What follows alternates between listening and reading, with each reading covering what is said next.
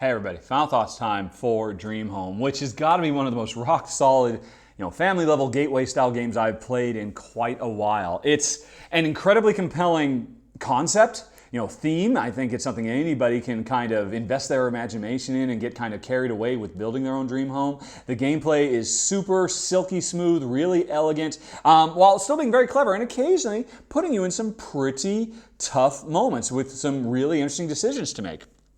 Although sometimes the choice for what you want to take is pretty obvious, and it's just absolutely stunning to look at. And probably the thing we've enjoyed most is after the game is over, who cares about how many points we scored? We actually just try to make the argument for who actually has the best house. And we talk about, well, yeah, look at this awesome living room I've got with all these things in here. Yeah, but you have no bathrooms. How can you talk awesome?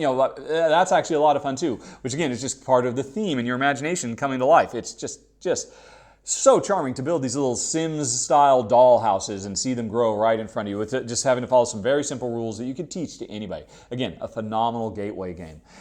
It is a very light game because it's a gateway. So that's a bit of an issue for me and Jen. We generally like something a little bit more crunchy. But our bigger problem with the game was, man, at 2 or 3, this game is so cutthroat. Whoever is in the lead getting to, right, okay, not only do I get first dibs, that's awesome, but I also get to look around and see what everybody needs and eliminate something that they desperately need. And it happens every single round for 12 rounds. Somebody is going to have their heart broken as they just get the rug pulled right out from underneath them.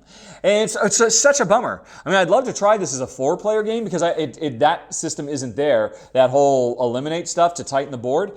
I understand why it's not needed there because if you were playing a 4-player game, if you are the last player, that's going to be pretty tough. And so, it makes grabbing first player so much more attractive.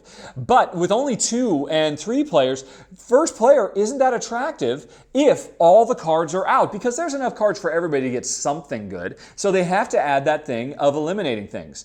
And, and Jen and I thought, well, okay, let's try the game without the conscious choice of choosing something that has to get removed. Let's just say that the leftmost column always gets removed, no matter what. And so it's just 2 things effectively randomly get removed every round. But then we found that, again, the tension goes away. There's no real push to try to grab first player because unless somebody is making an informed decision saying, right, this is the perfect thing for you, that's what has to get eliminated. If it's just random stuff that gets eliminated, we found more often than not, there's always something available that's good and nobody ever feels really bad and nobody needs to grab first player again. So I see why they did it, and I think it's a valid design choice. It works. It creates that tension. It makes first player something to fight over and grab no matter what the player count, and that's important.